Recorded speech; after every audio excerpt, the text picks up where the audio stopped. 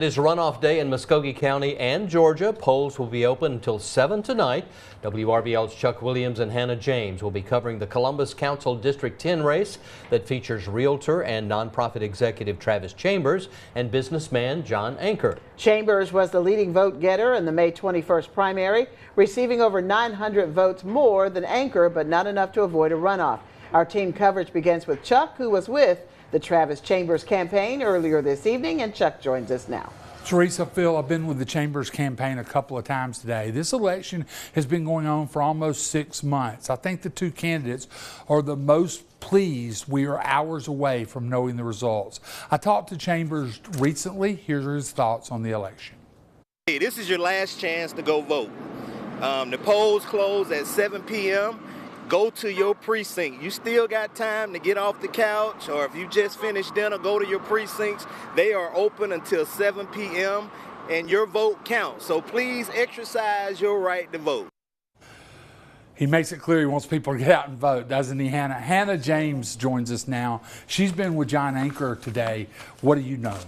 Well, we've reflected on the fact that this has been nearly a 6-month-long campaign. So the question I posed to him is, remember back to the beginning when he first decided to run. I ran because I wanted change. I felt like a lot of people wanted change like me. We wanted more accountability, wanted more transparency. I feel like what we have accomplished is gotten a lot of engagement with people. We've gotten a lot of conversation going about things that are important to our citizens, and that includes me. Well, Phil, Teresa, Chuck and I will be watching the votes coming in tonight, and we'll be sure to keep everyone updated. But for now, we're going to send it right back to you both. Alrighty, thank you, Hannah and Chuck, for that team coverage. Remember, you have less than an hour to cast your ballot. There are 25 polling places open throughout Muskogee County. Now, let's take a look at some of the other races that are on today's ballot. Voters in Georgia's 3rd Congressional District are deciding who will replace Drew Ferguson, who is not seeking re-election. In today's Republican primary runoff election, former Trump administration political director Brian Jack is pitted against former state senator Mike Dugan of Carrollton.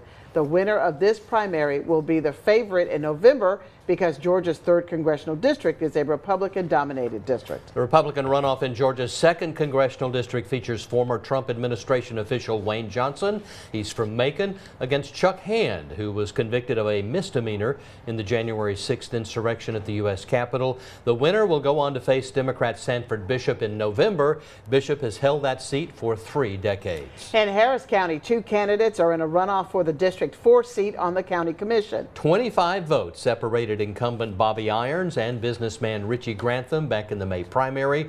Longtime Harris County resident Jim Kelly also ran in that primary. Kelly has endorsed Irons in the runoff. Again, polls are open until 7 p.m.